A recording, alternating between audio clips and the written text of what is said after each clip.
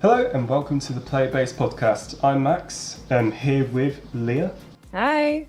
And Valeria. Hello. Today we're going to be discussing the EA Play Conference. Can old dogs learn new tricks, basically? Stay with us and find out. If you find the content interesting or informative, please like and subscribe and leave a comment down below. So we're going to start off with Battlefield 5, the multiplayer trailer. What did you guys think? I think it's really hectic. Tell me about it. Yeah, it doesn't look like the previous Battlefield because I actually took my time to compare the two trailers and they're just two completely different universes. Yeah, they've really brought up the graphical fidelity of the game, and so because of this, I think that it's brought up the immersion too. Especially with like the dynamic cover and the destruction aspects. Did you see like the tank going through the buildings? That was really interesting. I love that they've got like a destructible environment. Yeah, no one's gonna have any cover anymore. Yeah, I'm getting shot on the spot. You thought you were hidden. It's gonna be great. Very interesting that because it seems that EA has changed their tone on their microtransactions, especially with Battlefields. They said that they specifically have taken out loot boxes and there is no premium pass. What do you guys think to that? I think it's pretty nice. That kind of puts all of the players on the same field. Yeah, I thought it was interesting. Half of me thought it might be a bit of a dig at something like Fortnite, where like, oh yeah guys, it's totally free, but you can pay for all of this extra stuff if you actually want to be any good in the game and not get, shot 5 minutes in. Yeah, that's a very, very good point. Actually, segueing with that, did you actually hear them actually saying that they're going to be putting in a Battle Royale mode into the game? Yeah, that was really cool. Yeah, I don't know how they're exactly going to be doing that. It seems that they're going to be using the airborne part of the war in there. Yeah. But it seems very interesting.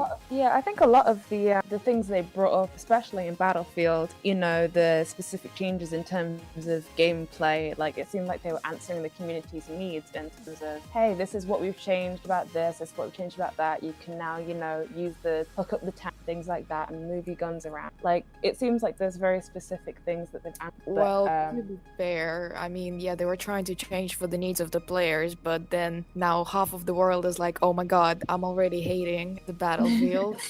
And the other half is like, oh my god, it's gonna be amazing. So yeah, we're just going to have to wait and see. It's kind of split on it. But I think that was because of misconceptions of the first trailer. The first trailer was very fast and upbeat. It was more like a Call of Duty trailer as opposed to a traditional. Yeah, it did feel like that. To be honest, it didn't even look like any other stuff. It looked more like, I don't know, something really surreal.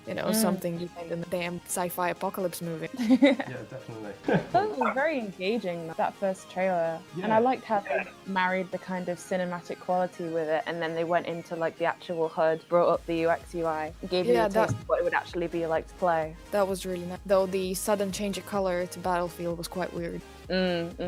Definitely. Should we move on to our next game? With this, there was a little bit of a discussion going on in the crowd.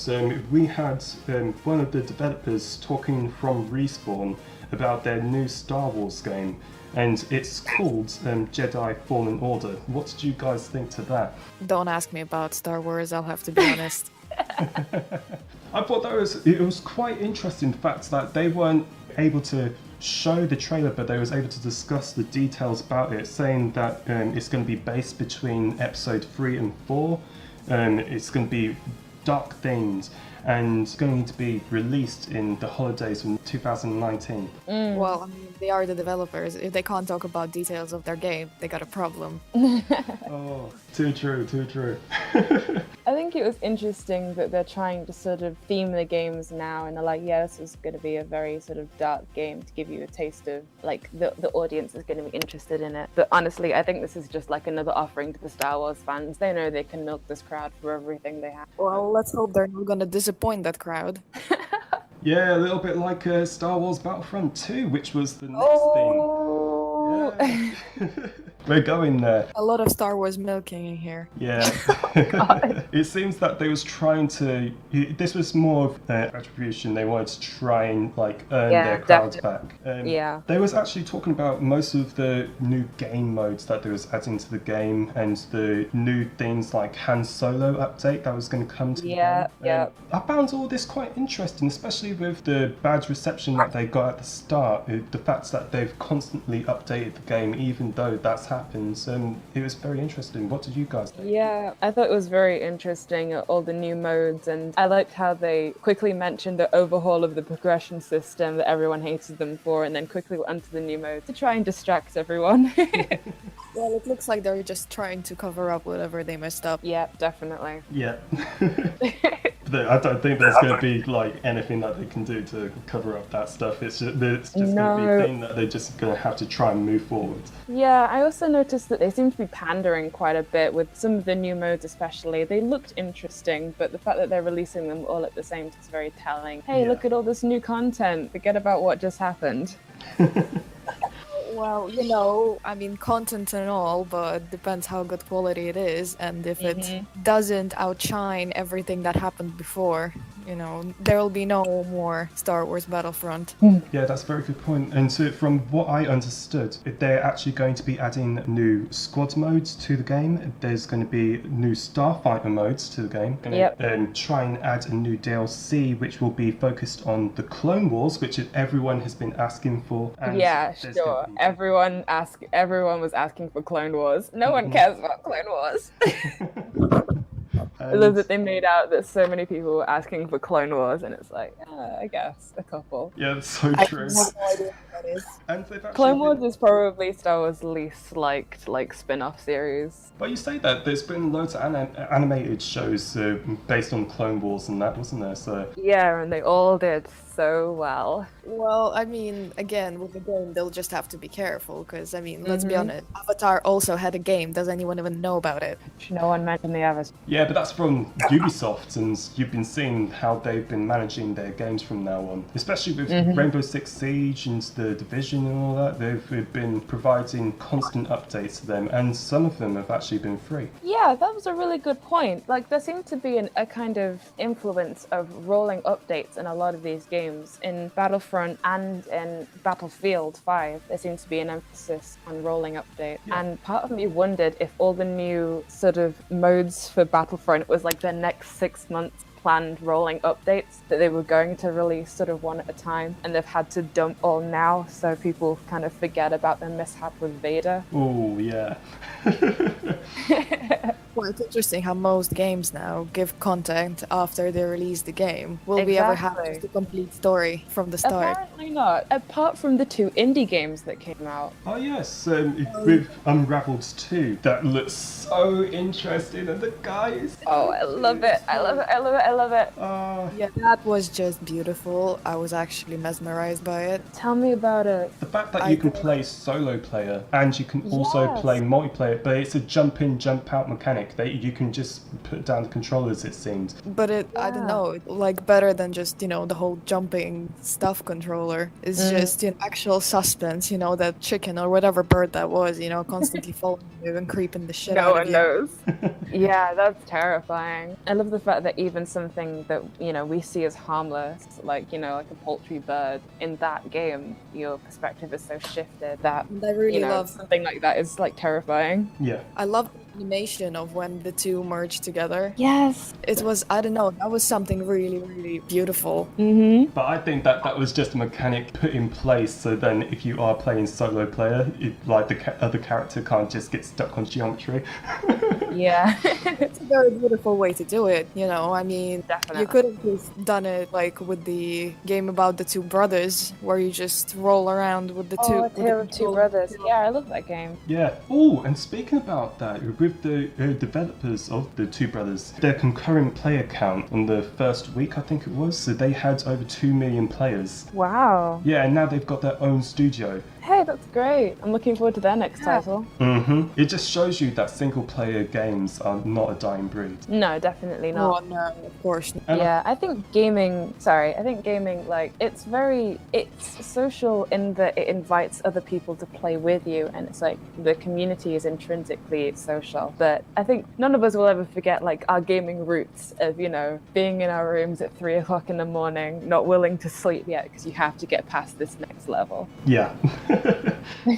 Or playing the same game 20 times in a row and going through and remember definitely. each and every word from every character. Yep, playing the completionist route over and over again just to get that final diamond or whatever it is. God, that reminds me of Skyrim all over again, Jesus. I was thinking I have Zelda. so many characters in Skyrim and never finished the main story. Really? Oh, Oh my. no! Oh, God. Okay, with that note... We'll Moving on. Yeah, we'll move on to Sea of Solitude. Now, this looks like a very interesting game. The aesthetic certainly looked interesting, but I loved it. story and the narrative, the emotion that the person was speaking with, I think it was Yeah, based on her definitely. own life story and her having to combat like the good emotions and the bad emotions. That was very, very heart-wrenching. What did you guys think of that? I think it's very honest as a game. I think it's Yeah, gonna be a that's the big impression deal. I got. It's gonna talk about some really, really deep stuff, and I think it's gonna do it in such a beautiful way. Indie games are good for doing that, I think. They're often very revealing games. They talk a lot about, like, the developers, you know, passion, things like that. Well, they are God. passion. I'm gonna have to get the tissues out.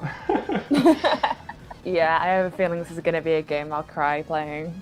I've got to admit that at the start of her talk, I was looking at the game and I was thinking, oh, okay, it's going to be sort of another sappy kind of indie game. But the way the art changed when she brought the protagonist forth, I thought, oh my god, this is going to be a very interesting game. Just don't judge a book by its cover. Oh, definitely. I was thinking that it, like, for some reason I got some vibes off of the journey, especially when like the lake kind of separated and she started walking through the desert type area. Oh, yeah. I liked the weird eel cat thing with a tail. I don't know what it was. Some kind of shadow creature. I think that was her. Yeah, I Well, don't know. I just saw it like swimming around out of the corner of my eye, and I was like, oh my god, that looks terrifying. So really interesting. Well, to me, if that game hits emotional level and you are close to Valiant Hearts, it's a winner. Oh, Ooh. tell me. But then moving on to a game that's probably going to induce rage rather than any other emotion is Command and Conquer Rivals, which looks like it was very fast paced and it was, I don't know, I had a feeling about it. It was a mobile game which looks like it could be streamed through PC, but that was just the impressions that I got off of it. What did you guys think tonight? Right. I only saw a little bit of the gameplay of it, but it does look interesting, I suppose. It kind of reminds me of Civ. Yeah, just a little bit. With this game, and I think it was two others that we've spoken about, Unravel 2 and FIFA, they've actually allowed the community to access these today. Yeah, that was interesting. Pretty sick though. Yeah. Do you think that's a way of EA trying to win back the community? I wouldn't be surprised. Well, in a way, I think EA has a pretty good rolling stream of stuff like FIFA and other, yearly titles. Mm-hmm. But in a way, I think they're trying to attract more gamers back, in a way. So not just the people who want to play, new FIFA yearly, but also people who are interested in story games and who enjoy gaming for a different reason rather than just a challenge. Yeah. I think that's why they're sort of reviving an old title like Command and Conquer as well. Yeah, I think this is all a way in order to show the community that they have changed their attitudes to the way that they're going to treat the community with microtransactions, the way that they're going to be putting out updates, games, the money that they're going to be investing into these products. It's all aimed towards making the community happier. Yeah, I would agree with that, but it seems like this might be what they're trying to say, but what the real test is going to be whether they actually do it. Yes, actions do speak louder than words. Definitely.